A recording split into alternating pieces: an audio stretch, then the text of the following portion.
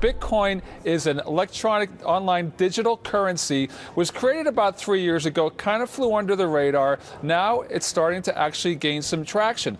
You exchange your dollars, you exchange your euros, whatever. You go onto these networks, and it's an accepted currency, and it's zooming in value lately. Just unbelievable how much this has taken off. And there are places that are beginning to actually accept this sort of universal digital currency. Kind of operates in the shadows, not regulated, but it's a total outgrowth of people starting to get worried about these currency crises, debt crises.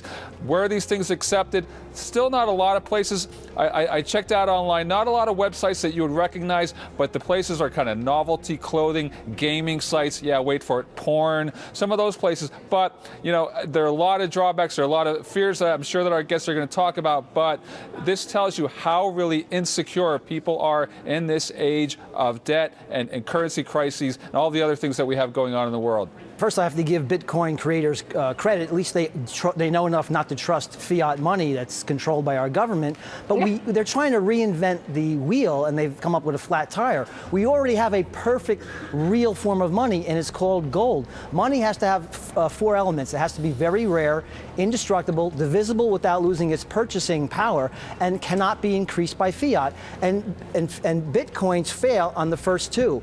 They are not rare, and they are very much destructible. Had PayPal invented Bitcoin, we'd all be heralding it as the most important financial revolution since the internet, since the credit card, perhaps. And I guess I would say, as for those first 2 points, as to it being destructible and rare, I guess I don't know if I agree with that. I mean, gold is only rare because it's physically scarce, but right. Bitcoin is rare because it counts on the scarcity of CPU time. And so, likewise, as to destructibility, I think that's also sort of in question.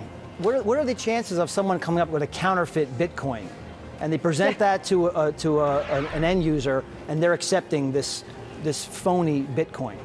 I guess the chances would be astronomically low, and that's the whole design. I mean, the way that you create a Bitcoin is that you basically have to find a larger, rare number, bigger than any of the other Bitcoin out there. And so every Bitcoin, the next Bitcoin is even harder to create.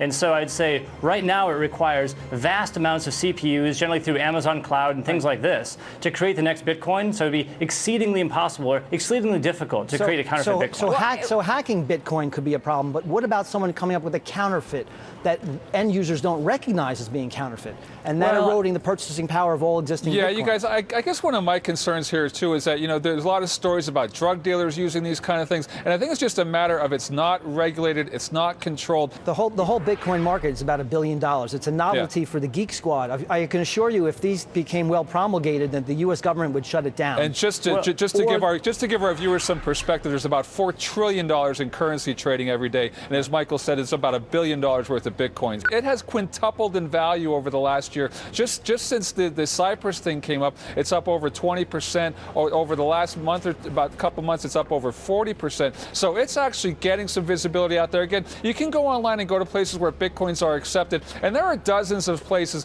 no websites that you would actually, that you know, if I said them, oh yeah, I know that, but it's just going to be very interesting to see just how much this catches on. It just sounds so silly, but maybe it's not. David, how much of your wealth will you place in Bitcoins? What percentage would you store? I believe that for any sort of a highly diversified portfolio, something like Bitcoin is going to play an increasing role. But it could be wiped out in a way. If it is widely promulgated, and the exponential increase of someone trying to hack it, because there'll be many more people trying to hack it, goes up.